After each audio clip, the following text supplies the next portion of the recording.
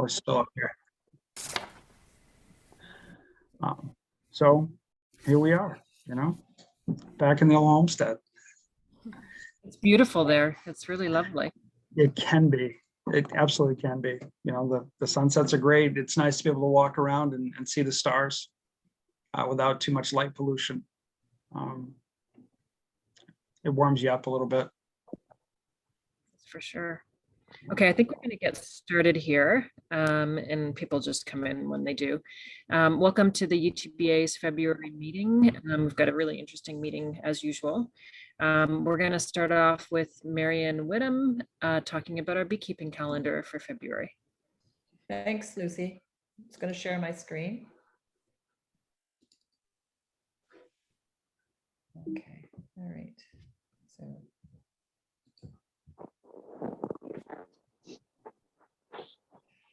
So the beekeeping calendar for February, my message is just let the bees be bees.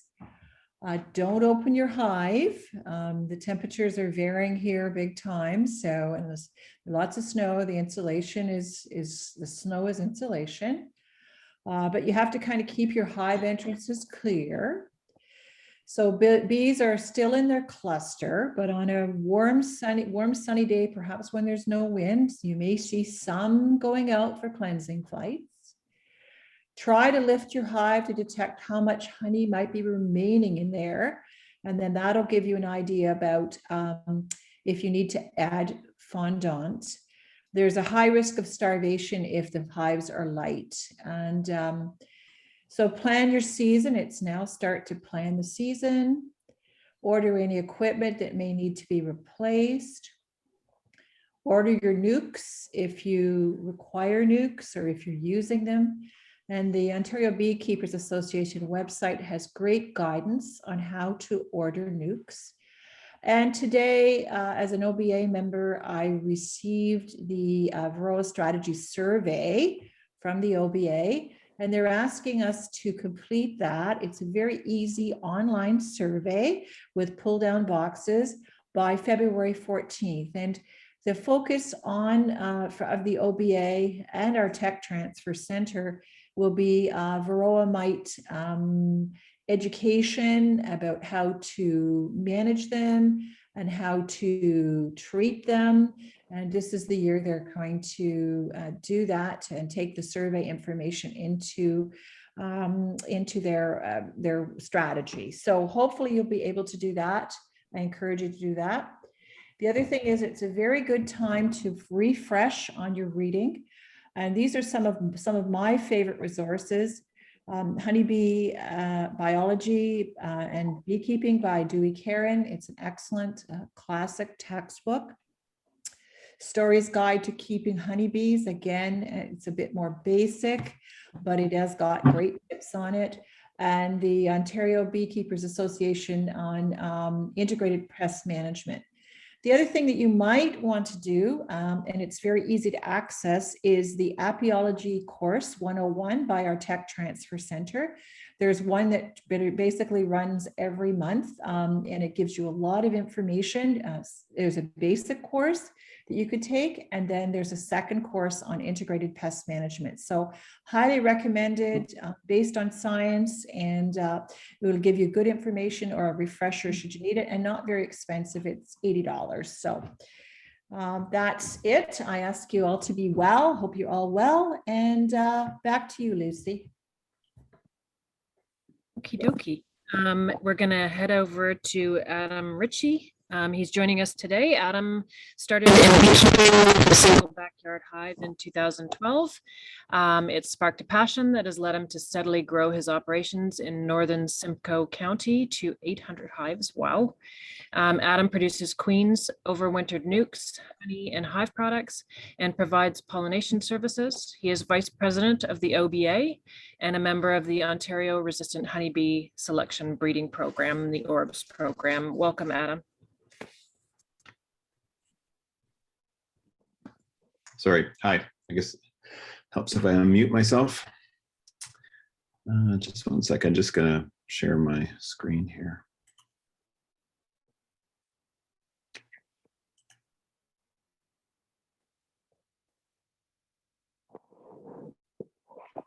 Okay,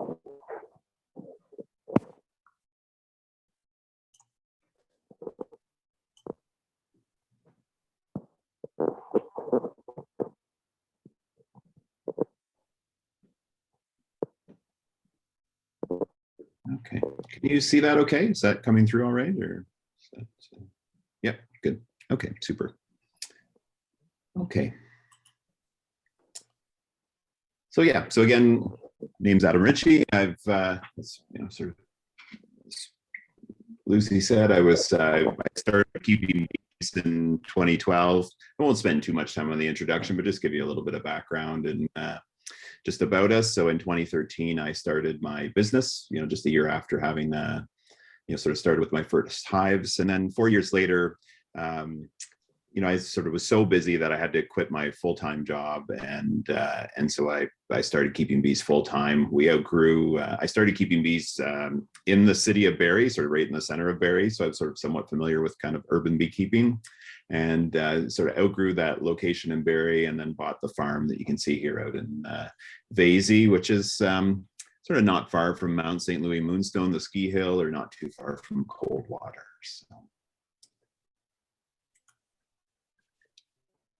So yes, we keep about 800 hives in Springwater, Oro, Medonte, Tay, and Severn townships. We've just sort of a rough map of our yards that are covered, out in that area. We mostly keep single deep hives. It just doubles. The top box is just too heavy. It's a lot of lifting, and single deeps winter very well for us. And so we do pretty well with them. Most of our hives now are on 4-way pallets. So you can sort of see in the photo here, but so we have them on a 4-way pallet just to make them easier to move. Sometimes yards have to be moved, and it's also easier for working. And I think it helps with wintering as well, because the hives are in pairs, and they cluster around this center spot here where the two hives are tight to each other. So.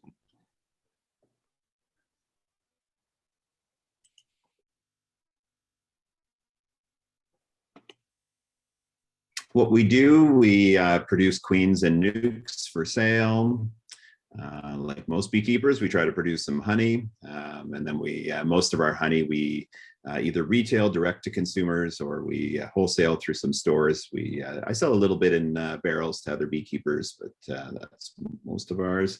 And then I do some local pollination as well. So I pollinate cranberries in Northern Ontario, and we do some a little bit of apple pollination, and then we do some buckwheat as well. We do pollinate buckwheat and produce some buckwheat honey.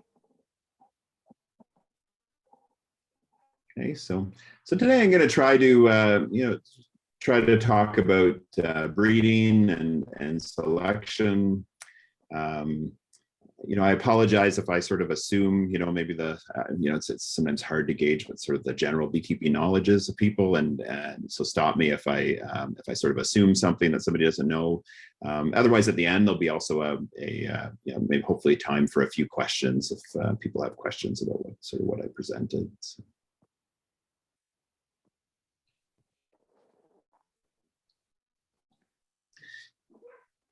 So I wasn't keeping bees for very long. I guess maybe a couple of seasons in, I decided I wanted to try queen rearing. I took the OBA tech transfer course on rearing queens.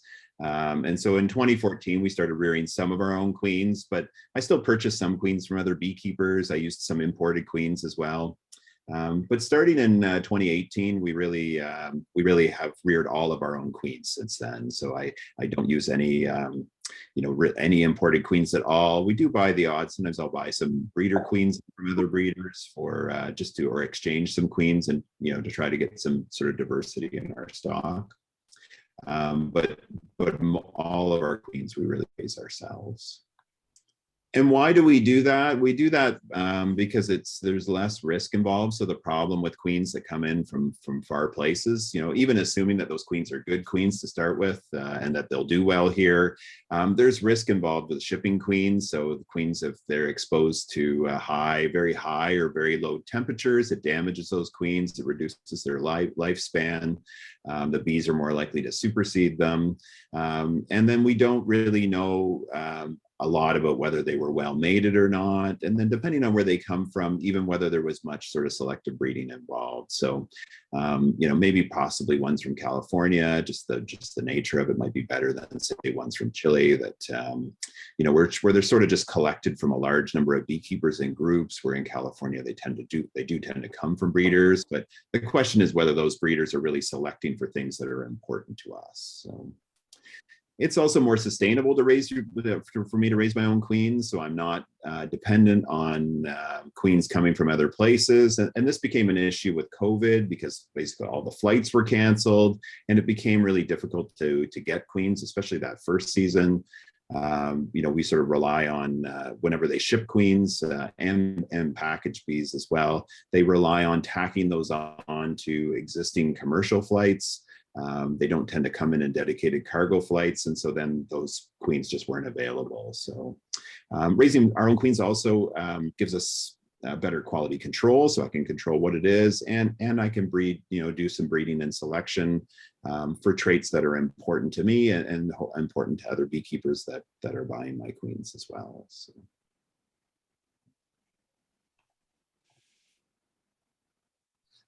So as beekeepers, we really face, you know, just almost all beekeepers.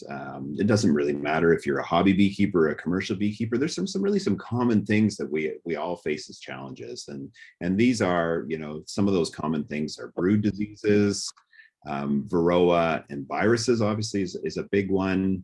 Pesticides and pesticide exposure and habitat loss is a problem, and then just general overwintering success. And of course, this last one is somewhat based on the first three. You know, like if we don't really have good control or things go badly with the first three, it affects the overwintering success. But but there are things we can do about overwintering as well. Now, when we look at the things that can be addressed through breeding, we can really look at these things. We can look at the brood diseases, the varroa and the viruses, and we can also do some selection for overwintering. So it's hard to really select for, I mean, bees do detoxify pesticides. So we sometimes, you know, like some bees were probably better at detoxifying pesticides than others, but it would be hard to select for that. So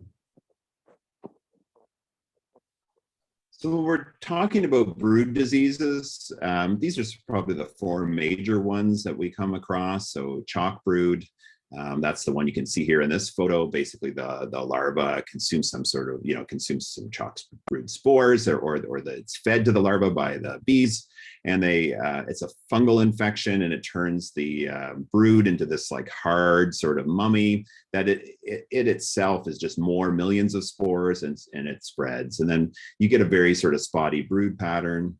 Sac brood, the larva sort of becomes this little sort of sac. I don't have a picture of that with like a tiny head.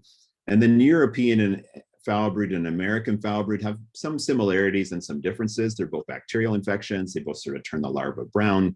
European foul brood doesn't form this sort of scale. The larva, you know, you don't get this sort of larval tongue, and you don't get this permanent scale that sort of attaches itself to the comb that the bees can't get rid of. You know, whenever the larva sort of dies and dries out. European foul brood can be, you know, you can be treated with antibiotics. You don't have to destroy the hive, but American foul brood really, you know, you have to burn the hive. It's a reportable disease. You have to report it to the inspector.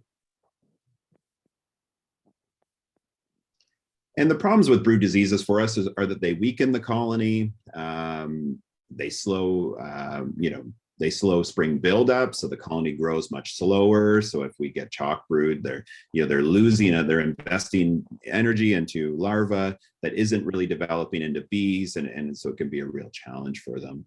That with fewer bees, then that reduces honey production.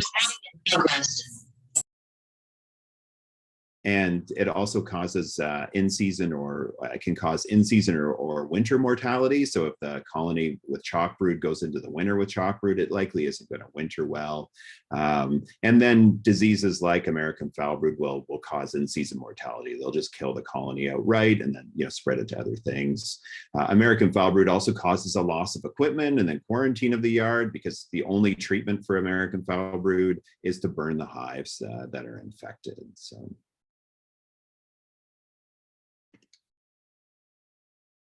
And so we can, we can't, again, we can't treat an infected foul brood hive with anything, but we can select for a behavior called hygienic behavior.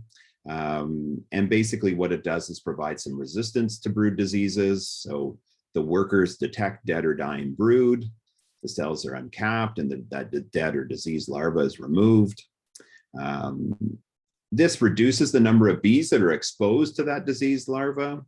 It helps prevent spread by removing the larva before it turns into that spore form, so into the scale, if it was American foul brood or that mummy. And so we can select for this trait. It's a recessive trait. So.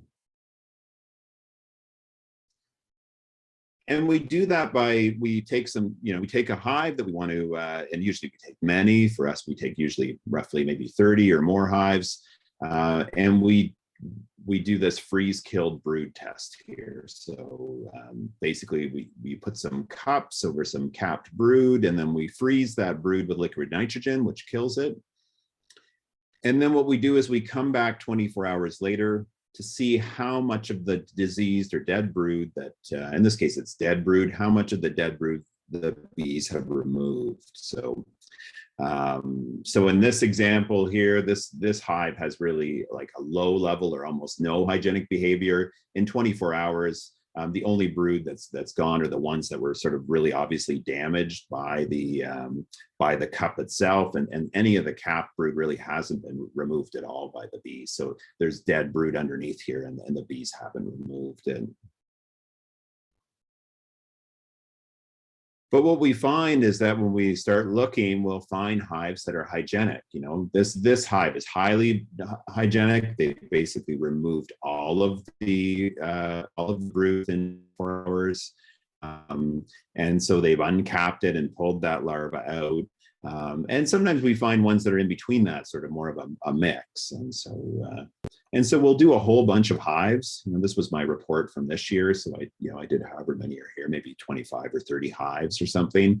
And then we have this report, and it lists, I uniquely identify all my colonies. So I know which ones they are and which year the queens are, and then what yards they're in. And this was the date of the hygienic testing. And then we can look at the percentage of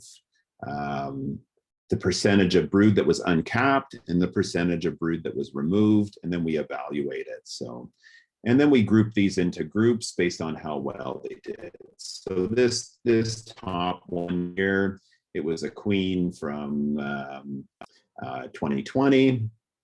I can tell by the colony number. It removed 100%. It uncapped and removed 100% of the brood. So, so this would certainly be a breeder candidate. So, and then if we come down here, we have ones that are way down here at the bottom. I've got one. This is a queen from 2021, and it only removed 32%. Were uncapped, and only 30% were removed. So this obviously would not be a candidate for breeding, but. It's important that we have, when we're doing breeding and selecting, that we have this difference, that we have, because if we had all just really good results, you'd wonder if there was maybe something environmental that was sort of skewing it. So it's good to have a range of results. You need some good ones and some bad ones, so that the good ones are good. So.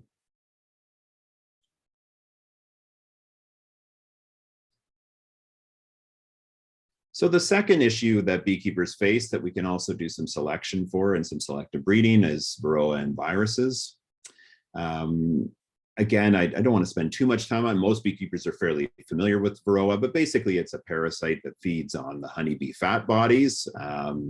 It's and because of the way it feeds on the bees, it also spreads viruses. It reproduces in the bees' brood. So you can see this is brood that's just about to be capped. So the foundress mite moves right in there. So the bees cap it off. So these ones that have been capped already, and the mite moves in there and they cap it off, and then she reproduces in the brood itself. And so the more brood there is, the more, the more mites we have. So and then in the way that they bite, they bite or sort of feed on the bees, and they spread viruses. So deformed wing virus, and then some of the acute paralysis viruses, like there's the Kashmir acute paralysis virus and the Israeli acute paralysis virus.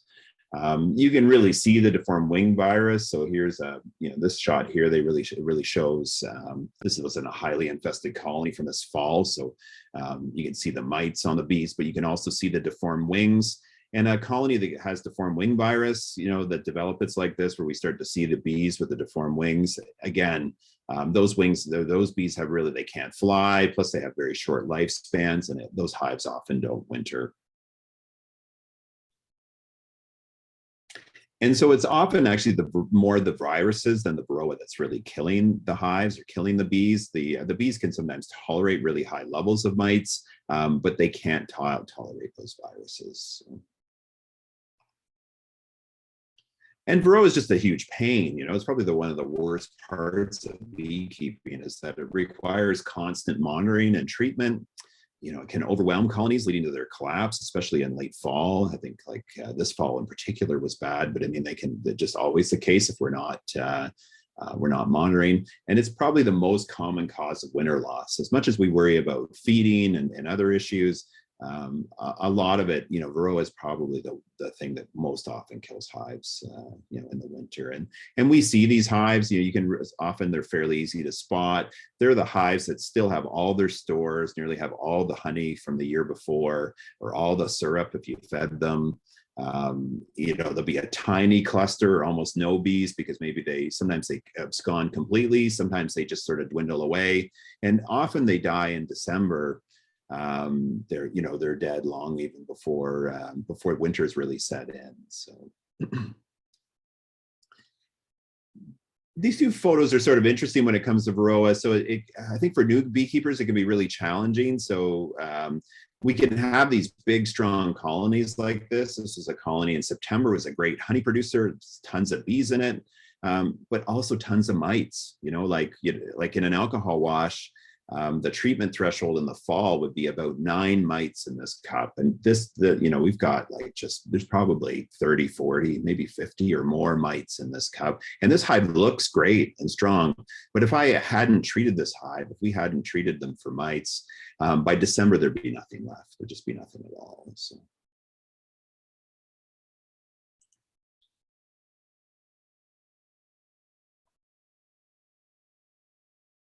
And so the bees, varroa is a newer pathogen than, say, some of the brood diseases. It's not a newer pathogen, it's a newer pest than some of the brood diseases. We've really had it here, I guess, since the 90s. But the bees do have some resistant mechanisms to varroa. One that's fairly common or sort of commonly discussed is varroa sensitive hygiene, or VSH. So you can kind of see it here a little bit. The bees basically, they uncap cells of pupa that are already partially developed. So these are sort of in the pink-eyed stage, and they try to detect that there are mites there. So those bees with VSH can sense that there are mites in the cell, and they uncap it to have a look. And they sort of, just by uncapping it, disrupt the reproduction of the mites, or sometimes they actually pull the larva out all completely, and again disrupt the reproduction. So the VSH is a great sort of trait. The problem with it is the test for VSH is really very time consuming. You have to pull out larvae, count the mites in them.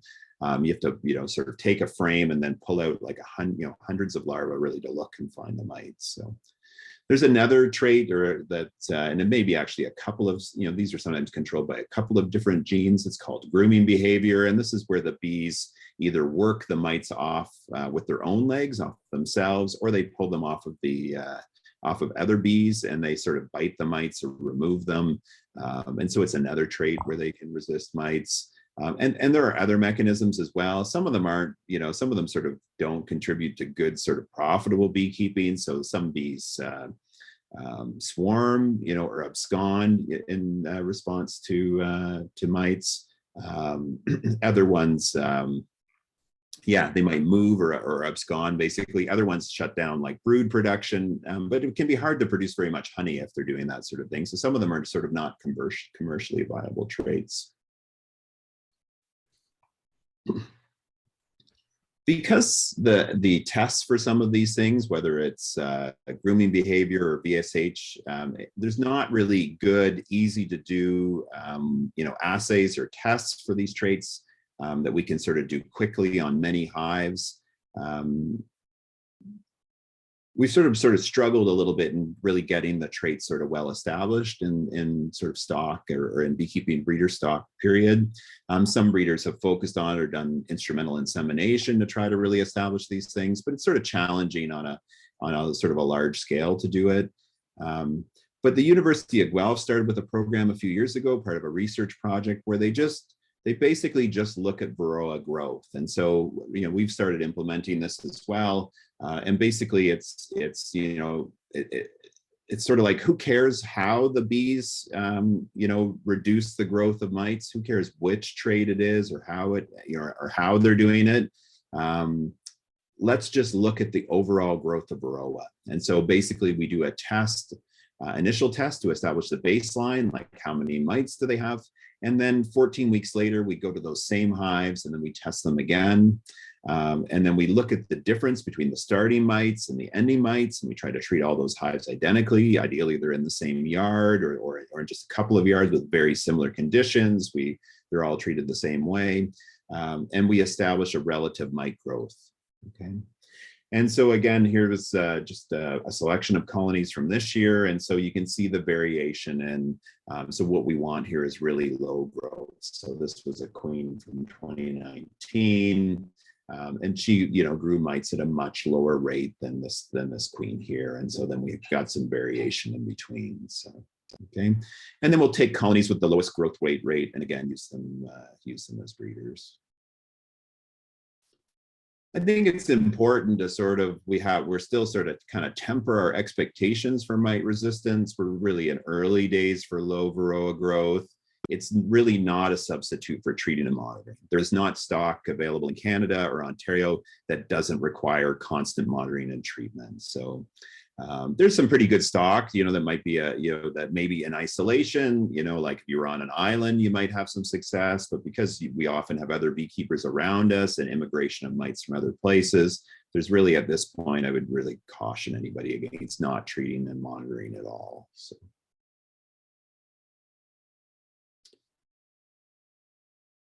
And then the last thing that we can, the last of those sort of problems, that common problems that we have that we can really look at and select for is overwintering. So, this is just like, I think, a nervous time for all beekeepers. I know it took me years to sort of kind of chill out a little bit over the winter and kind of relax, it's sort of like, I guess it's sort of like, there's no point in worrying about things you can't control at this point. I did what I could in the fall and I fed them and I wrapped them. But, we're all anxious about, what the winter will look like or what the spring will look like every year. And the worse the fall goes, the more anxious we are about the spring. And so, trying to reduce the overwinter loss is really like just a constant goal for us. And so we're really looking for hives that maintain their size over the winter. So this is this would be in the early spring. The snow's gone, but we're really opening these up.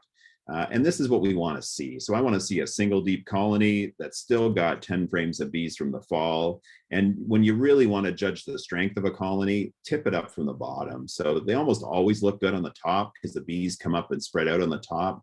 But if you tip that colony up from the bottom, you really get a sense of how strong it is. So I can also see when after a whole winter, this is all there is for debris and dirt on the bottom, then you can, there's not a whole bunch of dead bees. It's not wet. It's not moldy. That this was a good, strong colony, over the whole winter. So, And this is how we winter a lot of our singles, the ones that aren't on pallets. It's just, it's an old box and a bottom board. I just use a little piece of wood with as an entrance reducer. So there's a little entrance here. We've got an entrance to use the notch in the cover, and we put one of those Wellington wraps on over the top. So there's no quilt board here. There's no sugar. There's none of this sort of stuff that seems to you don't need that stuff to deal with moisture. The bees deal with the moisture. You can see how dry that hive is. So, and strong hives will be drier than weak hives. I mean, that's just the nature of it. They seem to deal with the moisture better. So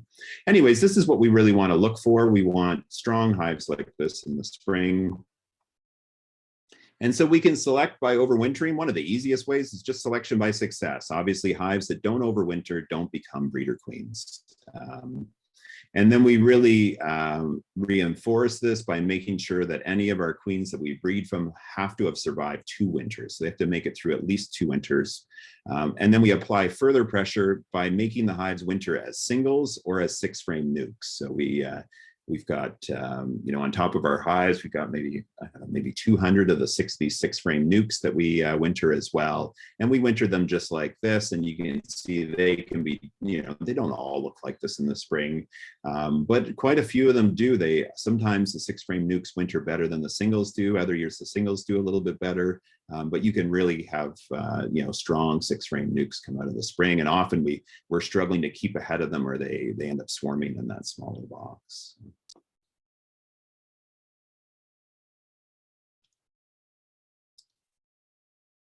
And so we take those things that are important to us, those important traits and problems, and we use them to select our breeder queens. And so we look at their hygienic behavior score. Usually we check that in their first year. So we look for promising colonies, and then we'll select them for hygienic, we'll have them tested for hygienic behavior because we can do that in the first year. So the low varroa growth, we really can't look at until the second year because we need them to be in charge of that colony for almost the full season to get the 14 weeks or more. And then overwintering success, we want 2 winters at least. So, and more is even better. And then we also look at honey production. So before we even choose a colony to even look at these other traits, it has to have been one of the top 4 or 5 hives in a yard of 40 hives. So we're really looking at the top 10% for honey production, because if they don't produce honey, there's a little bit of sort of what is the point? It's great to have bees that would survive. I mean, maybe that would be fine as a hobby, just to have bees that survive but never produced any honey. But from a practical point of view, most of us would like it if they produce some honey as well. So this was one of our breeder queens from this year. So she was our 2021 breeder. So we used her in the spring. She's a queen from 2018. So she had made it through the 18-19 winter.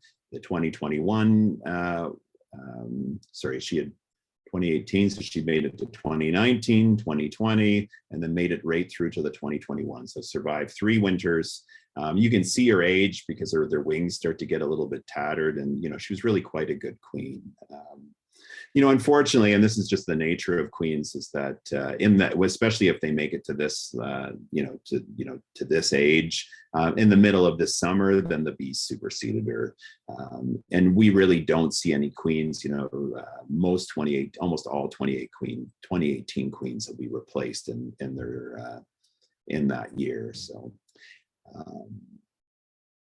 And we routinely replace all of our queens after their second winter, so that we don't, you need good young queens winter better. So they lay later into the fall and they do better. We just find that if you keep too many queens that are going into their 3rd year, ones that aren't breeder prospects, you just end up with more winter loss because they either fail in the fall, they fail through the winter, or often we see they lay 1 or 2 rounds of brood in the spring and they just sort of disappear. So. When it comes to quality local queens and making good queens, the selection is only part of it. It's sort of pretty well accepted that really that a queen raised with lots of resources, that's a poor genetics, will outperform a queen that has excellent genetics but was raised in inferior conditions. You know, just didn't get enough of what they needed when they were produced, or they weren't well mated. So so to produce good queens, you really have to have really strong cell builders to get good sized queen cells.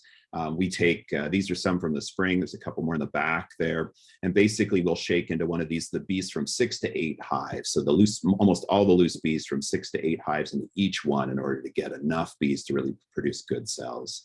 And if you want to produce really good queen cells, the number of bees makes a bigger difference than any other factor. So we also make sure they have lots of resources. So if nature's not providing, we have to feed them. We need to provide pollen, whole frames of pollen, and then we usually try to provide some pollen sub as well.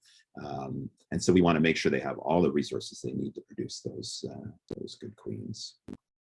We also try to, you know, handle our queen cells carefully. I mean, they're fairly robust at that time when you're putting them in the hive, but we use a carousel. You know, at a certain point, we move the queen cells into an incubator that's temperature controlled. It's, you know, they've got a water jacket. It's very, you know, really holds the temperature, you know, constantly very well. And then when we go to take them to the yards, we move them into the carousel, which holds them at 32 degrees.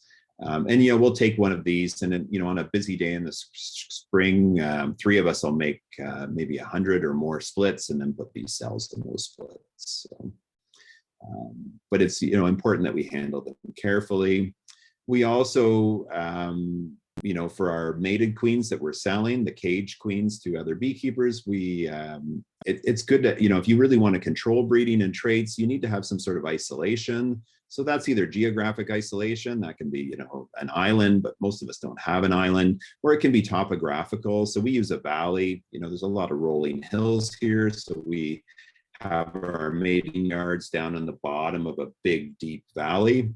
And so then the queens are, it's not, you know, it's not impossible that a queen might fly out and mate with drones outside of the valley, but it's unlikely. So, and then we need to provide lots of these guys, lots of drones, you know, so that there's plenty of drones for the queen to mate with.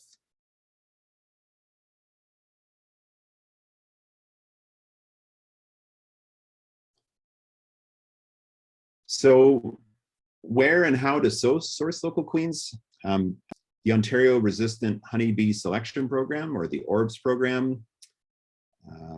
You can get good local queens in overwintered nukes. So one advantage of an overwintered nuke versus a spring nuke or a summer nuke is that queen, you know, that nuke you're getting has the queen and her bees coming out of winter. So she's, you know, it's been proven that she can survive at least one of our winters, and she's got those bees, and those bees, you know, with her, and those bees are, they're her bees, you know, and they kind of come out with a purpose, you know, and they just, you know, we find they just perform much better than, say, if you know, take a couple of frames of brood and a frame of honey from another hive, and you just throw like a mated queen from somewhere else in. You know, it takes her, you know, maybe a week to get accepted, another 7 days or more to start really laying very well. Then, you know, sometimes the bees decide they don't like her, and then they supersede her. You know, there's a lot more complication there in a sort of spring nuke that's made with a mated queen. And then sort of what we would call maybe summer nukes, or the really like late spring nukes, and they tend to be made up with queen cells. And so they'll have a queen that's gone out and mated, but she's really not proven to winter. So you can also requeen with locally mated queens, so available usually from most beekeepers that raise queens from, say, around mid-June to usually to September. You can get queens, and you can either make splits, in June, later in June, or early July, which is often a good time to make splits. They may not produce any honey, but there's a lot, the nights are warm, and they can keep a lot of brood warm, and they'll really build up quickly. And I really recommend requeening on a regular basis. So if you've got a queen that's, it doesn't matter how good she seems like she is, if she's come through her third winter, and maybe even really look at it in her second winter, if she's, showing signs that her laying has slowed, she's not producing as much brood, the brood pattern is getting spotty, or even just by age itself, requeen that hive, make sure she gets accepted. Then your new queen will lay later in the fall, you'll have more bees, and you're not worried about, her dying in October or November when there's, sort of nothing that can be done. So another aspect that I think that are sort of used a lot more by commercial beekeepers than hobbyists, but not because it's really that difficult to work with, are queen cells. And so you can, if you want to make your splits a little bit earlier and you don't want to wait for mated queens in June, you can get queen cells from most people that rear queens. There is obviously a timing issue. They have to go in the hive, have to go in the split or the hive the day that you pick them up. But usually you can manage that. Sort of prepare your splits the day before, you go and pick up your cells, and then you just drive back and then you put the cell in the hive. Cells are a lot cheaper than mated queens. Their acceptance rate is the same or better. So, and then the last one I would say is, if you want good local nukes and queens, you have to order early. So a lot of breeders will sell out, and maybe by March, you usually don't have time to check to see whether your hive died or not. If you wait until that sort of first warm spring day and to have a look to see whether you need replacement nukes, everybody waits for that day, and then nukes sell out, especially in a bad year, they really sell out quickly. But a lot of particularly Orbs members, they sell out even before that. So you want to order early. Just a little bit about Orbs. Orbs is, it's got 25 breeder members. It's been around since the 90s. It was sort of formed initially to help with tracheal mite resistance. We really don't have issues with tracheal mites. We still check for them, but tracheal mites have, basically been bred out of the bees.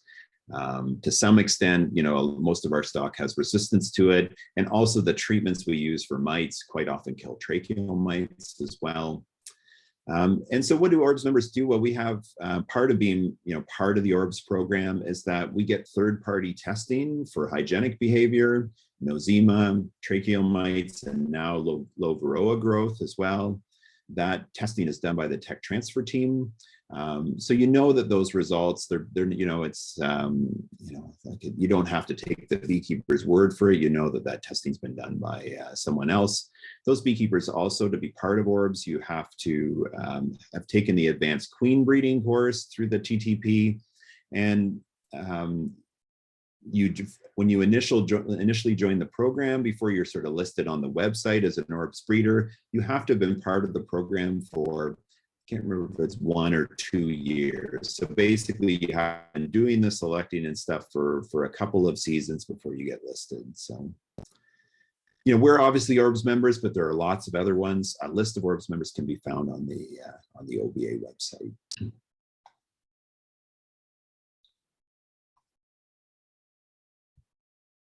Is there any questions? I don't, maybe that was too much. I don't know if that's too much information all at once. I wanted to sort of stay in. I know that you've got another speaker after, and so I'm trying to fit it all in sort of 35 or 40 minutes. So. No, you're good. There's some questions in the chat. Would you like me to read them for you, or can you go in there? Maybe I can pull it up here. Just a second.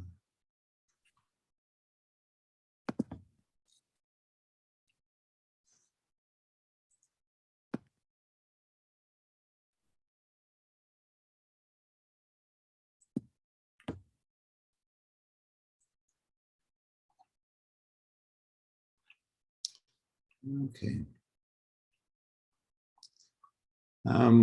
So one question was, have we seen evidence that low varroa growth is a heritable trait? So we're really like in our first season of selecting for low varroa growth.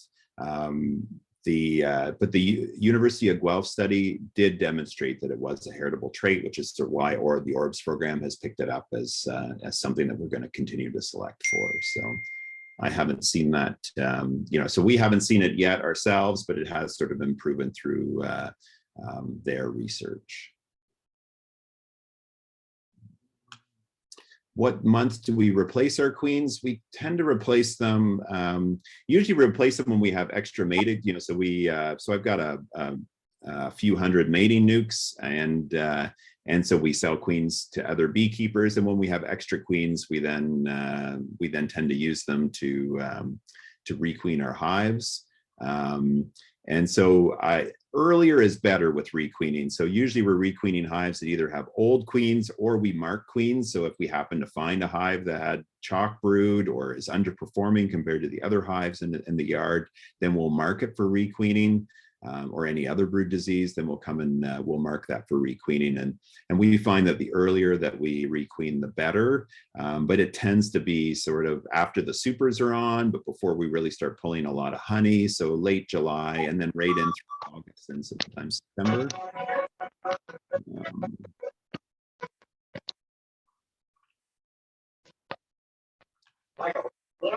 Incidentally, this is also the time that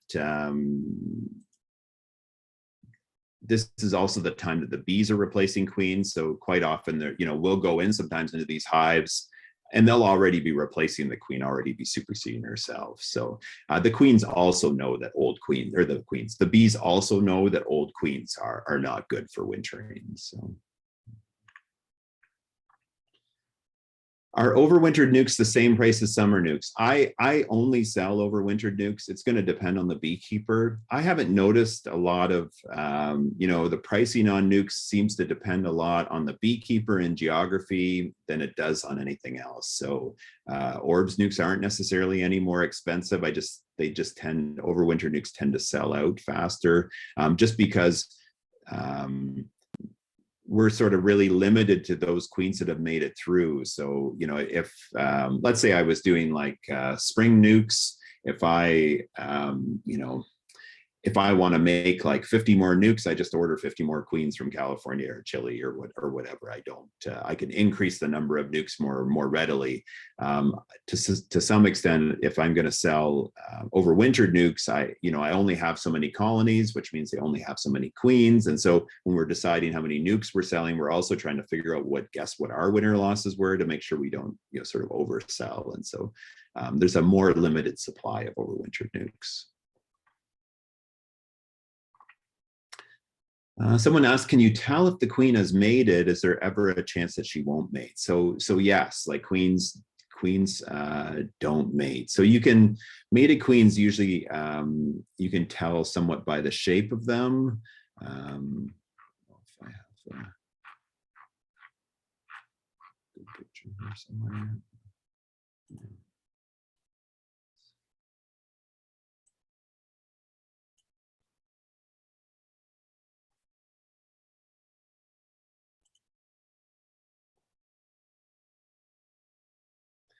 So if you look at this queen here, she has quite a long abdomen. So virgin queens that haven't mated have really very short abdomens, and they're almost like, when you see them, they're like on the run all the time. So queens can also be poorly mated, so they develop, or even not mated at all. So they either they will, after a certain point, they'll start to develop their ovaries and they'll get this sort of long shape, but then they'll just lay drones. So in terms of mating success, it can be highly variable. Like if when we look at our mating yards with lots of mating nukes in them, we can have success above 90%, 80, 90% or better if conditions are good. If it's really rainy or there's a really extreme dearth, even with feeding them, sometimes that can drop down to as low as 50% mating success. There's a question about whether I have a preference for the timing of the orbs testing. I do my orbs testing in August. I have them do the hygienic behavior testing, and we do it in August because there's more time in August. May is just, as a nuke producer, like May is just so busy, and I want to know what my breeders are before, I don't want to have to wait. So we graft as soon as we think there'll be drones available. We start grafting. Often.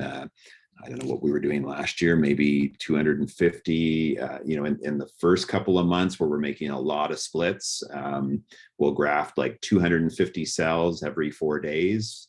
And so I want to know what those breeders are. I don't want to wait for the orbs testing to find out. So we have it done in August. It's just easier. So I think I answered the mating success or percentage of queens that do not make it back. With larger quality, like so with mating nukes, which we use little small, like little mini nukes, they're sort of 4 nukes to a medium-sized box. They can be 50 to 90%. They're usually like this year they were quite good. The weather was good, so they were probably on average 80% or better. When we get into a little bit bigger hive, somewhere like in nukes, like in 6-frame nukes, the success is consistently quite good, better than 70%. Unless we have a really like 2 weeks of just solid rain, the mating success is quite good. Every once in a while, if you do a lot of splits and a lot of hives, you'll have you'll have a round that you only get like 50% mating due to weather or other environmental conditions. So it just seems to be the way it goes. Yeah, it's kind of tough. So. I think that covers all the ones in the chat. I don't know if there were any other. That looks like, does anybody else have any questions for Adam? You can unmute yourself if you'd like to ask him directly. Nope. Okay, thank you very much for that presentation. Very informative. We are going to take a 10-minute break. It is now 7:27. Oh, hang on, there's more. There's more. They just came up. Yeah, that's okay. Yeah, I can answer those. Yeah, I can answer those fairly quickly, and then I have to. When you guys go on break, I have a really early start tomorrow morning, so I'm gonna leave at that time. So I appreciate it. Thank you very much for hosting. I'll just answer these questions first, so then I can go. So one of them is, do I have any issues with heat on the mini nukes? And yes, we have had issues with them overheating, particularly when we first set them up, because we closed them up to try and you've got to close them up to keep the bees in them. Otherwise, when you make up the mini nukes, they fly away. But we have had issues with them where they, especially if they're closed up, they just overheat.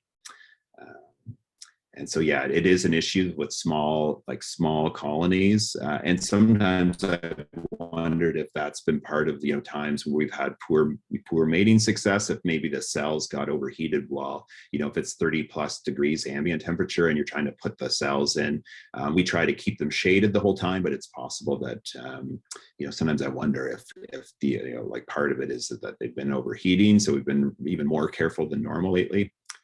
And then do we have issues with treating in 2021? 2021 was just a challenging year for mites. So we had a very early spring, which meant which means the bees got started early, which means extra brood cycles, which means more mites earlier. So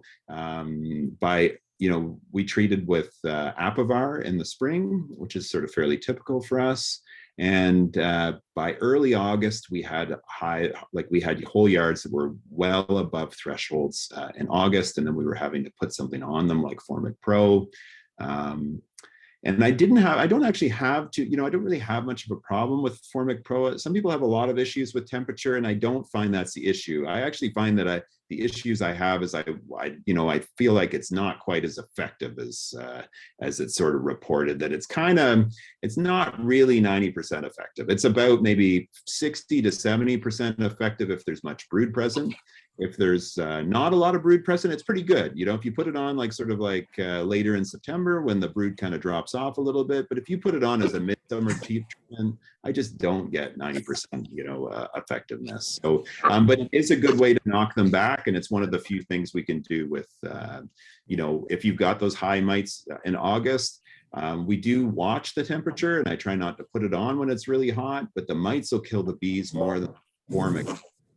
You can't leave it too long or the mites damage. So, and then we've had really high levels into September until wrapping, and it's been this is one of the more nervous winters that we've had.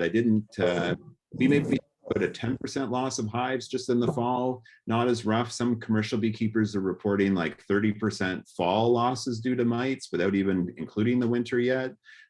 So it's been a challenging season for mites, and like I said, I think a lot of it had to do with that early spring buildup.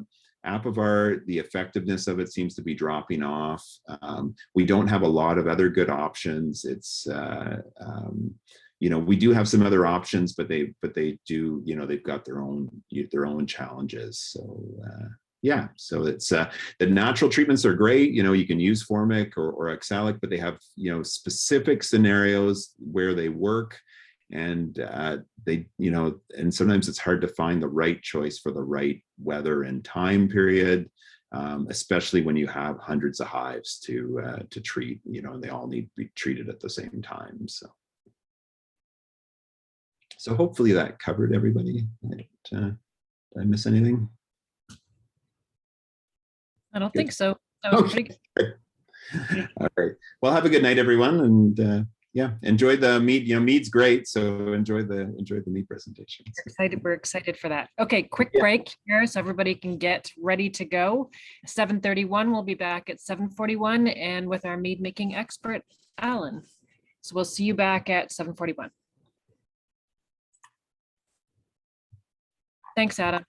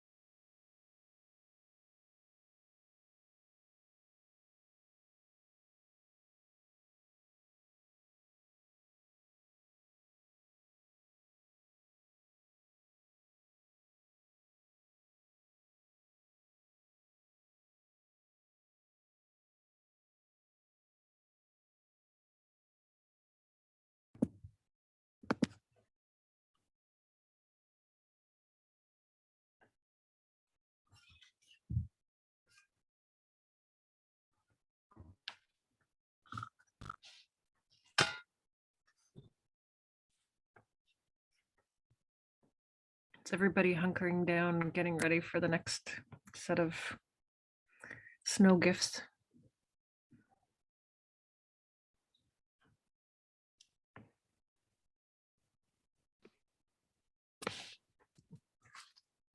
Supposed to be 80 by the end of the week, 80 Fahrenheit, that is. Yeah, we're not talking to you. Okay. I like the snow. I just don't like shoveling it. No, I don't like snow, don't want snow. Where Yeah. are you, Bill? I'm in Fort Myers. Okay. And we had a very cold spell. It went down to 1 overnight and people were like putting, covers on their plants and the whole 9 yards. And I had to play golf the next day. And I realized that when I left Toronto, it was November 15, and it was like 21 degrees or 20 or 18 the day before. So it wasn't really that cold. So I actually didn't bring any gloves with me. And so I had no gloves and I had no toque. So I had to go into my knitting bag and I found a pair of gloves half knit and I actually had to finish them so that I could play golf the next morning. But you know what? It was too cold because it was only like 7 degrees by 8 o'clock. So they canceled the golf. Poor thing. Poor thing. I know. Yes. Kathy, I do know beekeepers in Florida. I haven't spent very much time with them. Things are so different here than they are back home. I mean, the flow is really on right now. The mangoes are in bloom right now. Like every place I turn, like all the trees are, like just like we have, like the trees go before the flowers. So the trees are like crazy in bloom right now. It's just like phenomenal. But they do have more of a year-round flow. The beekeepers that I wanted to visit are the treatment-free ones, and they have Africanized bees. But I didn't bring any beekeeping stuff down with me. So that's a huge liability because the Africanized bees, literally, they keep them like behind forests because they're so aggressive. They don't want anybody accidentally running into them. So I haven't gone and done any beekeeping, but I do know lots of beekeepers down here. Interesting. Yeah. Okay, we are back from mead making. Welcome, Alan from New Hampshire. So Alan, after graduating from Johnson and Wales College and New Hampshire College with degrees in both culinary arts and hotel restaurant management, Alan's culinary career was on its way. Through the twists and turns of the restaurant industry, as only those in it understand, he learned the ins and outs of his chosen profession, jobs ranging from a la carte pub dining all the way to high volume banquet catering filled the skill slots on his repertoire. Alan accepted his first executive chef job at the tender age of 28. He hasn't looked back since. During this time away from work, Alan can be found either tending to his large heirloom vegetable garden, raising honeybees, or brewing various meads.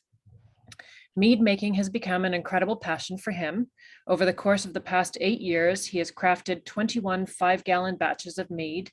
They range from simple traditionals to a Chilean Merlot port mead and many in between, each one teaching its own lesson. The primary lesson with each is patience.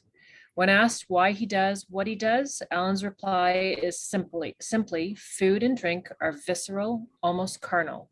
They touch parts of our inner core and psyche that few dare to tread.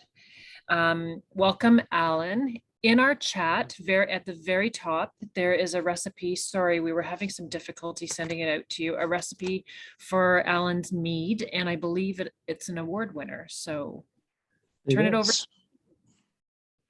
It's for my Sizer Boucher, and what that is I've taken 2 types of mead, both the Sizer, which is a mead made with apple cider, and a Boucher, which is using burnt honey, similar to a creme brulee. And I combine the 2 into one, and they pair so nicely. I did get a bronze medal at the Valhalla's Horn mead making competition for this mead, which, considering it was submitted at 10 months of age with no chemical treatments done to it, other than yeast nutrient, I felt pretty fortunate to do that. So the recipe that we've provided is that. I am drinking that recipe as we speak. Not too much because, you know, legibility and being able to understand me is a beautiful thing. Anyhow, very simply to start with is the equipment, starting with carboys, whether you're doing a demijohn of a 1 gallon variety or going up to 5 gallons for a carboy or a 6 gallon or 10, 20, however big you want to go. You need that vessel to be able to put your mead in. I recommend 2, 1 for your fermentation, 1 to be able to rack it off. When we talk about racking off, it means removing the mead from the yeast cake that is in the bottom of the fermentation vessel. Typically, you do that with a siphon, which I happen to have one here. If you can see, it's just a basic plastic siphon.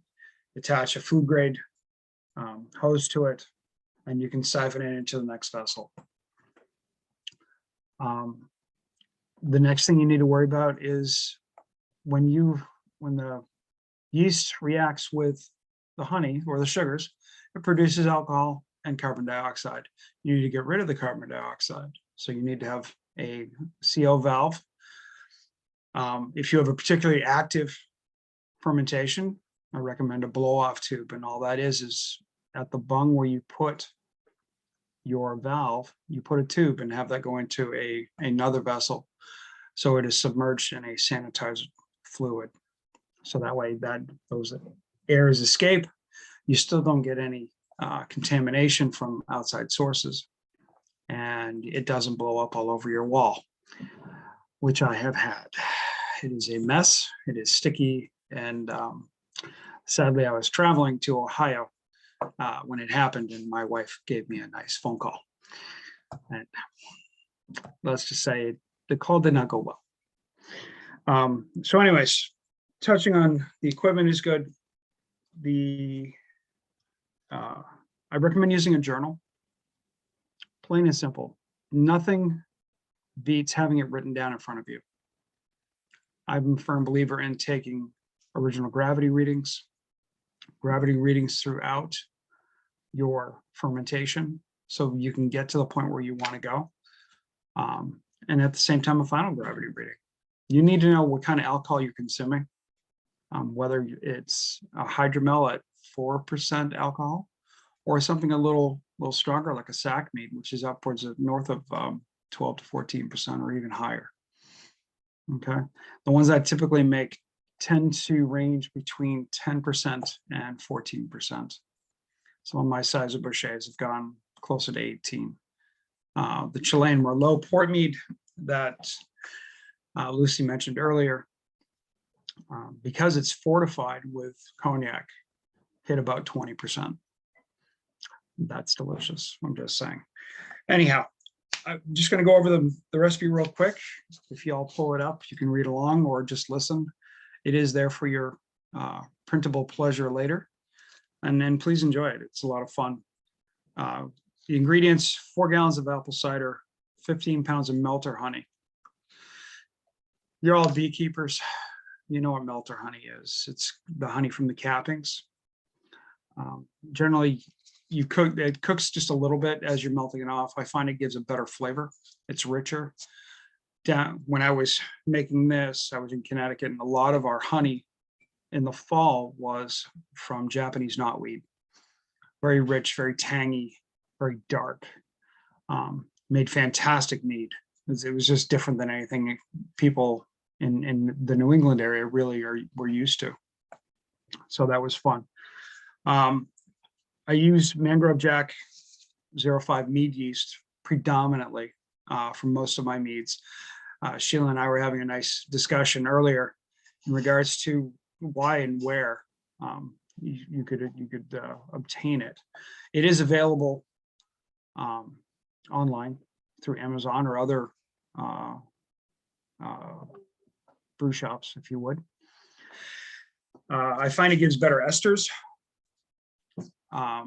It has a great temperature tolerance.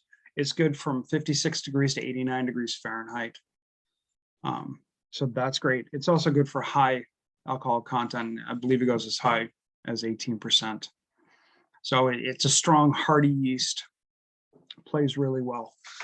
Also in this recipe, we put yeast nutrient and vanilla beans and dried tart cherries, which is something I tried new this year. I always try to do this recipe different. This is literally the only recipe I make every single year, and I've been making it since 2014. I also, not on this recipe that I did put in, is I roasted dark chocolate cacao nibs. I added that to it as well. So we have a little almost a dark forest flavor, if you would, with the cherries and the chocolate and the cider and the vanilla. And golly, it's tasty. It came out really nice. I'm quite pleased with it. Anyhow, I generally only caramelize half the honey for the Sizer-Boucher, simply because you need half for fermentation, half for flavor. Once you cook it, you tend to lose a lot of your fermentability. Bring it up to about 250 degrees. Make sure you cool it to at least 150 degrees. Otherwise, you run a danger of killing your yeast. Rehydrate your yeast in a couple of cups of cider, and then combine everything. Make sure you aerate it well, because yeast not only needs sugar, it needs oxygen to survive.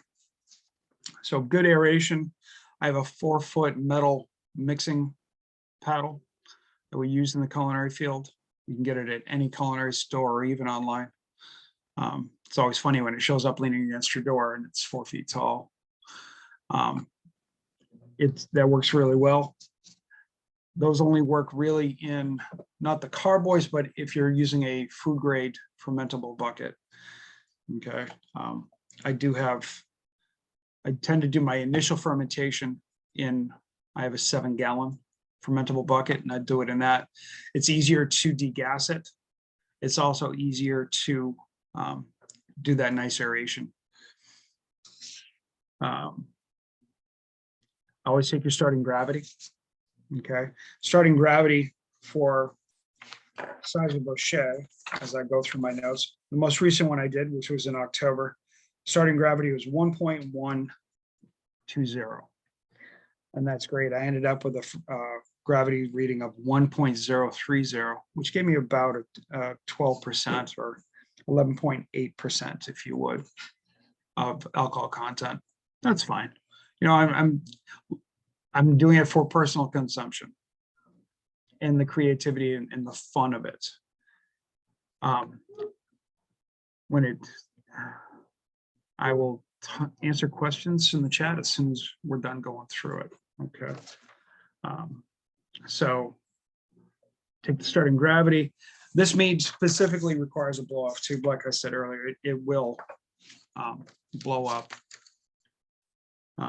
Degas the mead every day during your second week of fermentation. That's important. Otherwise, you know, when you have a juice that's starting to go bad and it gets that little fizziness to it, what you're trying to do is get rid of that. So all you're trying to do is stir it. Be careful when you stir it. It will overflow your tub, okay? Because all that gas comes up, and you just stir that to get that gas out of because the mead will hold it in. Okay. Degas, fermentation was slow. After about 2 weeks, then I used yeast nutrient or energizer. It's called the ladder step, if you would. It's 1 teaspoon every other day for 3 applications. All I'm trying to do with that is to remove more sugars, increase the alcohol content to where I feel it should be. I've had some meads that were so sweet. I had to find ways to get it to become unsweet, whether it's through the addition of hops or oak or other means like that. Okay. After the yeast nutrients done, wait about another week to 2 weeks, watch your fermentation. Then you're going to rack it off. Again, what that means is to siphon it off the yeast cake. You're going to pull it off, put it into another bucket. At that point, I hang generally 3 vanilla beans. I split them open so the flavors can come out. A lot of mead makers will soak those in vodka first. So that way it will sterilize it. I've never had a real problem with that, because I tend to be very careful and cautious with everything that I do as far as sterile properties. So I generally hang any addition that I do in 2-week increments.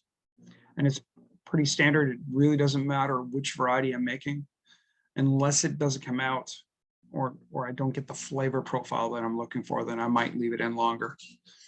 I did a dried fig, dried date, and ancho hot pepper mead. And I put it in for the 2 weeks, and I got almost no flavor. It was still tasting almost like a traditional, which is just yeast, water, and nutrient. So I left it in 2 more weeks, and at that point, you get a nice rich caramel taste coming out of the figs, and it really played. And there's a faint back heat to the ancho, and all of a sudden, we're starting to see those flavors develop.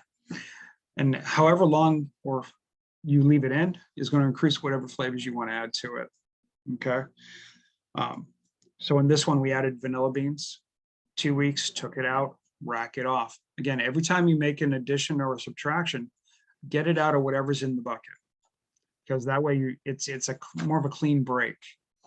So once it's out of there, I did the dried cherries. Tried to use tart cherries only. We found sweet cherries tend to give almost a medicinal or a cough syrup taste, which I think is a byproduct of just them being sweet. I mean, I love a good sweet Bing cherry. I'm crazy about it, but not in my mead. Give me something tart. Give me something that really is going to stand up. And then my last addition on this one was the roasted cacao nibs. And I will tell you, when you roast them in the oven, you pull it out, your whole kitchen smells like dark chocolate. It's crazy. And then just the additions that I add in, I use paint strainer bags. It's just a mesh bag. Make sure you sanitize it, wash it well, and everything you put in there, you put it in your mead. You make sure you notch your end, but it makes it very easy to pull it out, so nothing's going to clog your siphon. Okay. I tend to bulk age my meads for about 4 months or longer. Currently, I had explained earlier my living situation. We're living with my parents, so a lot of my mead equipment is kind of tucked away. So I have the meads that I started before I moved up to New Hampshire, and then the ones that I've started since I moved to New Hampshire. Everything's in 5-gallon buckets. I think my parents think I drink too much, but that's okay. As long as they see that I'm making it more than I'm drinking it, it's all good. I also said I try to do something different with this Saison-Boucher every year. The first couple of years came out beautiful. I had the opportunity to buy an oak barrel from a local distillery, so we did that. You know, that was a real neat addition. Sorry, I'm just reading that. And then, so we did that a couple times, and then I submitted to the Valhalla's Horn competition, and they gave some suggestions as well. You know, and that's a great way to go about getting feedback on your mead, rather than giving it to your friends who are like, yeah, that's awesome, give me some more, because I'm getting a quick buzz off of it. Send it to somebody who doesn't know you. You know, submit a competition. And I was fortunate enough to have a local judge or a state judge, as well as a national judge my mead. And you get the scorecards, and they give you feedback. How can you make it better? Where were you lacking? They said it was a good mead. They suggested a few things, and that, as a chef, that's what I'm looking for.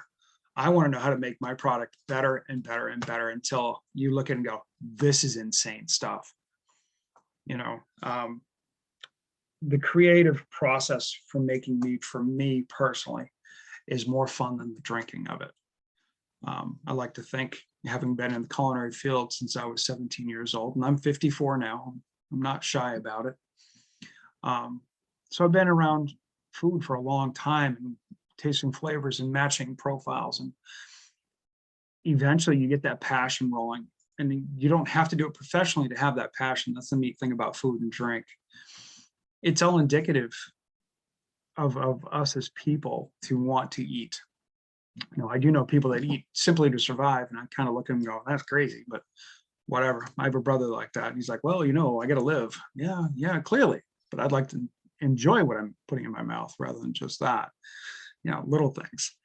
So anyways, other things that you can do with mead, you can use clarifying agents, whether it's super clear or something of that line.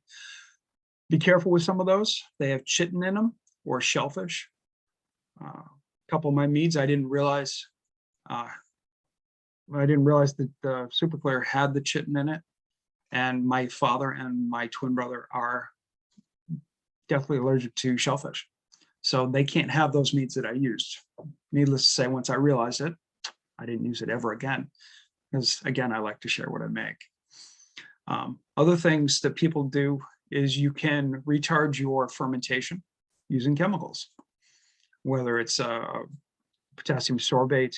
And I literally just bought this stuff yesterday because this is new for me. I would always been a more natural brewer. The only chemical I add is the yeast energizer, which is, I'm reading the bag actually, it's diammonium phosphate, Sprincell, and magnesium sulfate combo. It looks like this. It's all backwards because of the video. I, again, bought it on Amazon. They have literally everything that you need. I'm not propping up Amazon by any means. It's just a convenient way to get what you need, especially in these times. So you can use a chemical retardation to kill the yeast and then inhibit any return of it. Typically, you will cold crash that, which, we're in the middle of winter. You put your barrel outside, let it sit out there for 24 hours, rack it off, and 99% of your yeast is in the bottom. You rack it off, you don't have to deal with it. And then you hit it with your chemicals to kill whatever yeast remains. Add the second one to inhibit any future reaction. And then what you'll do is you'll back sweeten with either an inert sugar or more honey or whatever you want. I back sweetened once using Malibu rum because I was making yeah, I know, right? I was making a pina colada mead and I hadn't killed enough yeast. Those were bottle bombs, all except one. And I'd given a bottle to one of our neighbors and she put it in her refrigerator. And we were over there on New Year's. And she's like, oh, I have a bottle of your mead. And I was like, which one? Because I hadn't given her any recently. She's like, yeah, I think it's your pina colada. I went, no, they all died because they blew up everywhere. And it was the most beautiful golden color. And it tasted just like a pina colada. And it was amazing. I said, thank you so much for sharing that with me, because that really justified making that mead, because we had the experience. Again, it's the fun of what can you do and how can you do it. Most of my meads, except for one, is all from the honey from my hives. I started on this journey way back when. My wife goes, what else can you do with honey? Because we got a small harvest of 30 pounds out of a hive. And I went, okay, well, let's take a look. I said, I can make mead. I can make booze. Life is good. And she is my muse. Well, can you try this? What about this? Whether we're doing an Acer blend, which is half maple syrup and half honey. Now that flavor is great in the initial ferment, but by the time you get done with it, there's no flavor. All you're tasting is a mead. There's no maple flavor, which is a shame. It's just a shame. Okay, so let's hit some of these questions in the chat real quick. What yeast nutrient do I use? I think I touched on that. It's a nutrient booster. It's put out by LD Carlson Company. Again, it's 1 teaspoon for 3 applications, once every other day. Honey caramelizes. I honestly don't temp it when I caramelize it. I take a paper plate and I take a little bit out and I put it on the paper plate. When it gets to the color that I want, then I know I'm good. I'm not a pastry chef. I tend not to use candy thermometers and things like that. It, sadly, it's lacking in my repertoire. My wife is a pastry chef, so I kind of rely on her in regards to those things. But literally, you can track how dark you want it. The darker you get it, the more burnt it's going to taste, and you try to pair it. Now, what I've also done in the past with this one is I've split my 15 pounds into 3. So 5 pounds was plain and just melted. 5 pounds was burnt, and then 5 pounds was put into a crock pot for 3 days and slow cooked. And what that does is that gives you almost like a toasted marshmallow type of flavor. So really, in a Sizer Boucher with that in it, it's almost like a toasted marshmallows mead. And it's so good. And it's again, you can do anything. And it's just a good time. When I'm talking about pitching the yeast, what that means is initially I'm taking 2 cups of cider and I'm rehydrating that yeast before I pitch it or toss it, if you would, into the mead. You know, it doesn't start becoming a wort, which is a preliminary, or a must, whether we're talking beer or wine here, until you add that yeast and get that fermentation going. So pitching it means I kind of just put it over the bucket, mix it in, and then I've pitched that yeast. The hydrometer looks like this. It is not, I don't believe it's the same as the one we use for honey. The ones for honey are more to get your initial bricks. I've never used one using my honey. This, you have a tube, you fill it probably 3/4 with your mead, you put this in, and you have readings all the way down, readings all the way down here. My eyesight's bad enough that I do take a picture of it with my phone and pull it up so that way I can read it and do that for the initial as well as the final gravities and anytime in between. When I degas, all you're trying to do is mix the yeast, mix the mead, whether you're using a big paddle. I've got a meat slicer that's almost 3 feet long, which fits perfectly into a 5-gallon bucket with about 4 inches to spare on the handle. And I use that to mix as well. The biggest thing is to make sure that whatever you're putting in there is sanitized. Okay. I've seen people use wooden paddles, metal paddles, knives, spatulas, whatever's going to work. Because that is the goal, to get rid of the effervescence, which is the carbon dioxide, which is the result of the yeast eating the sugar from the honey. So the yeast eats the sugar and it offputs alcohol and carbon dioxide. And that nutrient, the carbon dioxide gets caught in the mead and that makes it effervescent.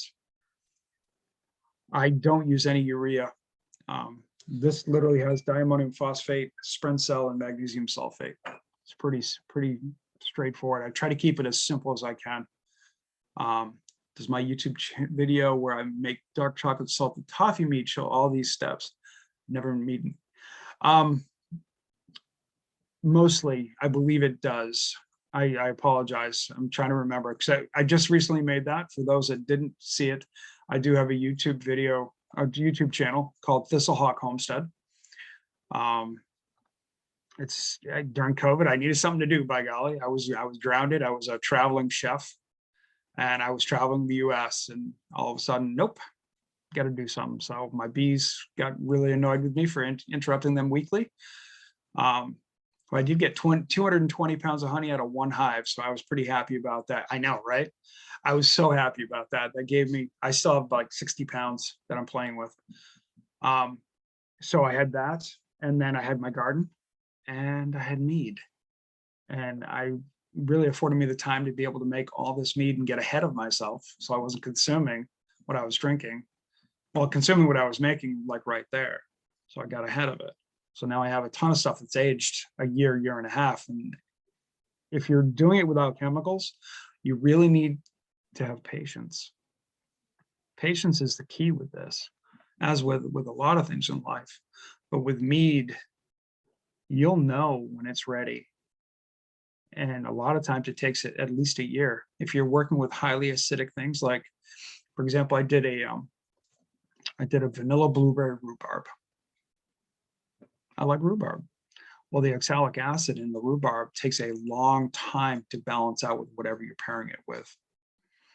I did a lemon ginger rosemary. The flavors, all three flavors are strong flavors. It took time. It took a year and a half for all three of those to just balance out. And you had to have the patience. You know, Maria, Michelle, I am psyched for you. I love pastry chefs because they do what I cannot do. I cannot bake my way out of a paper bag. I told my wife I married her. She completed my resume. Now, mind you, I've been married 31 years. So is cooking the honey important? Nope. You don't have to cook the honey at all. Most of the time we just melt it. I want to get it to a consistency where I can mix it easier. That's really all I'm doing. Most of the time I don't even bring it up to a temp where you're going to get rid of any of the properties in it at all. Is there a particular book or website? Honestly, Mead, there's some great pages on Facebook. I get a lot of my ideas from modern mead makers. They're very supportive and very, very knowledgeable, and their file section really will help any beginning mead maker. I'll tell you right off, they're amazing people. There are a few other mead pages. I've joined a few and left a few for various reasons. People don't always get along. You find your place and where you're going to get the best feedback and what have you. For 1 gallon, could I put a lid on it, shake? I do not recommend putting a lid on it and shaking it. It will blow up. Plain and simple. Oh my gosh! No, danger. We're gonna literally just for 1 gallon, shake it gently, swirl it on the table. Okay, let that gas leave earlier.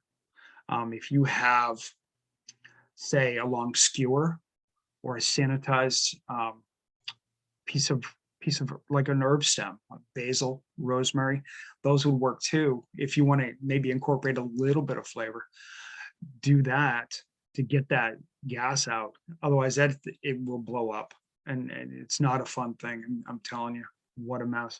I had to go to work one morning, had to be in for 5, and I was degassing, and that early I just wasn't thinking and stirred a little too quick.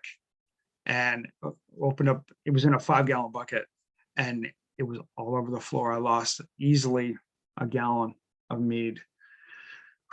What a mess. What a mess. As far as books, there's a lot of, there's a book by Ken Schramm, which is really good. He's affectionately known in American mead making circles as the godfather of American mead. He has a lot of knowledge, just a lot of knowledge, a lot of insight, really good. Caramelizing the honey does make a bochet, and that's the style. There are a million other styles out there that don't require you to cook the honey. I have, like I said, I've done a lot of varieties. Just real quick, I've made a pear mead, which is called the Perry. Maple mead, which is an Acer blend, the size of bochet we talked about. I made a strawberry vanilla rhubarb. My oldest son got married, and when he was 8 years old, they had a home ec class, and you had to do a recipe at home.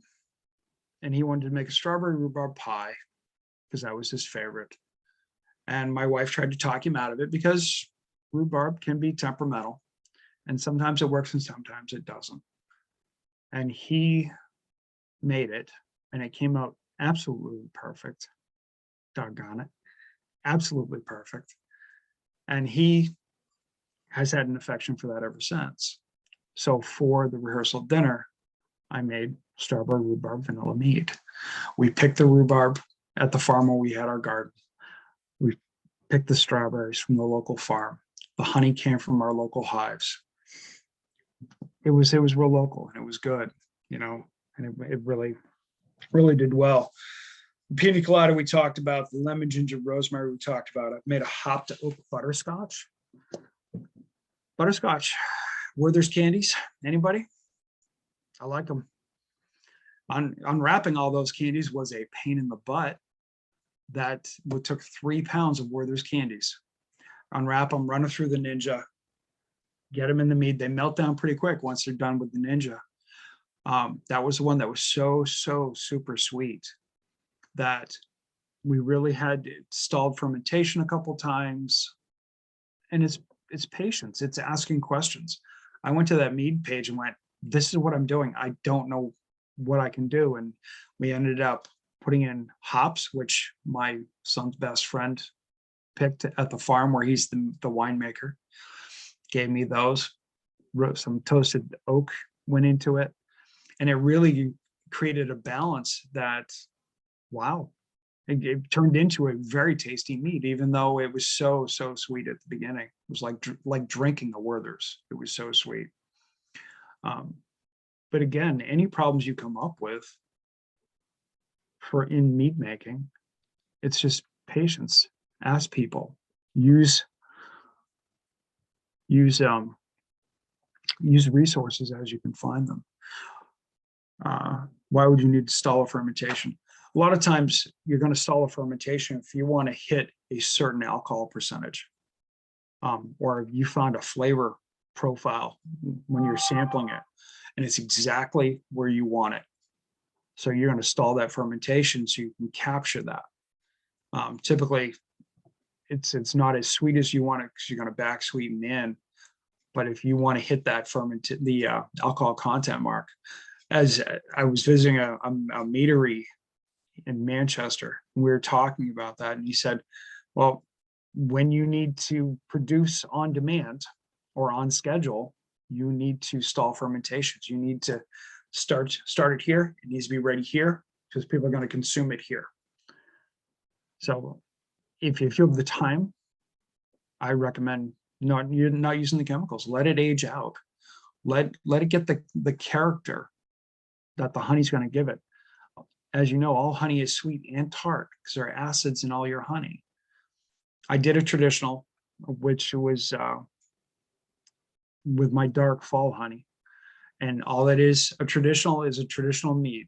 In other words, it's what they used to drink in the dark ages. It's water, it's yeast, it's honey, and a little nutrient. That's it. Well, I made that. It took the time to just age out over a year. And we discovered that the acids that came out were almost raspberry-esque. So we floated raspberries in it, and I created this beautiful raspberry mead, or a raspberry melomel. Melomel is a fruit-based mead. Melting the cappings to get cooked honey. Basically, when you shave down your frames for your, I have a hand crank spinner. It's just a 2-frame spinner. I'm just a little mom and pop honey guy, if you would. You take those cappings, and inside each capping is a little bit of honey. So all that goes in because you're trying to melt it to get the wax to separate it from the honey. So you take it, strain it through your cheesecloth, get your wax out, and the honey that goes through is melter honey, excuse me. And the characteristics of that tend to be richer and they have more flavor than your basic honeys. Okay. The only other honey that I've used besides my own is we bought a Ohio Lehua blossom honey from Hawaii. I got my cousin into mead making recently. I don't know. And we went in on a bucket, and it's amazing. It's really good. Just letting it age out. Made a coffee mead recently with some local grown coffee beans. I didn't know they grew them in New Hampshire, but hey, why not? If I can hit the farmer's market, get ideas, whatever you want, it's a lot of fun. So mead making, like food, is personal and it's fun. I thank you all for bringing me or letting me share with you what we've done. I have no idea. Not bad. Alan, there's a question here. I'm not sure whether you touched on it. We've never heated or cooked the honey. We just mix it in either water or cider or juice. Besides Mhm. caramel flavor, is cooking the honey important for food safety or something else? Okay. It's not important for food safety at all. Like I said, some of them literally I melt it down just for ease of mixing it in. And I don't heat it up to a point where I'm cooking it unless I'm making a boucher. Okay. The only reason to cook it or caramelize it is to get that caramel flavor. There's no reason to. It plays perfectly with whatever mead that you want, and the goal is to get a honey that's going to pair nicely with whatever it is you're looking at trying to do. So I know earlier somebody said the steps, are they on the YouTube channel? And I will say, thinking on it, there are multiple meads made on there, and throughout all of those, you can definitely see all the steps. By all means, there's even a little beekeeping in there too. So. That's great. I have the book I think you were talking about. That's it. The Complete Mead Maker by Ken Schramm. Absolutely. It was complete very weirdly, but that's okay. So that's like a basic beekeeping book, Tom, if you're interested. Who knew that you could add all these different flavors to mead? It's amazing. It's a blast. It really is. The ones I have downstairs, I have a lemon ginger 4-berry, which is raspberries, blackberries, blueberries, and strawberries. We have the fig date ancho pepper one that I mentioned earlier. And that one, there's very little heat, nice pepper flavor, and it's rich, almost like if you're drinking a Belgian ale, and it tends to grab you. It's a little caramelly on your palate, and that one's like that. The port mead, the best I've ever made, and I've only been doing this since 2014, but I will say, if you have the time and the patience, because that one really tested my patience. It's amazing, and I love a good port anyways. And this, bought the Chilean Merlot grape juice, and there's fresh blackberries, fresh cherries, dried tart cherries in it, as well as that one took 18 pounds of honey for a 7-gallon batch. And yeah, a lot of these just take a fair amount of honey. I tend not to brew in smaller than 5-gallon batches, because what's the point in my world? And then to finish it off with a bottle of cognac and medium toasted oak cubes that have been soaking in that cognac to help kind of add some tannins to sharpen up that sweet flavor and get that balance. And that one literally, it tells you, once you've completed making it, which is about 8 months, put it away for a year and forget about it. And that's the hardest part, is putting this meat away, and forgetting about it, because you always want to taste it. You want to see where you're at. Is it good? Is it okay? Do I need to fix something? Patience, and just forget it's there. I mean, I've got 15 gallons sitting in the kitchen upstairs, and I've got another 20, 30 gallons downstairs tucked away. I don't drink mead that much, especially if I got to get up at 5 a.m. for work the next morning. Meads, the sugars kind of get to you after a while. But it's, like I said, with the Sauzet-Boucher, it's the one that I've made every year. We do press our own apples. Every year we'll go to my wife's uncle's and pick the apples off his trees and press them and get the honey from our hives. It's personal. And mead making, just like even beekeeping, my wife has pictures of me leaning on my hive talking to the bees like this, because it's personal. As much as they're a resource, you develop that relationship.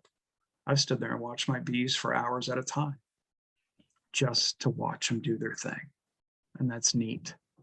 It's pretty. Michelle managed to find a YouTube video of you. Uh-oh.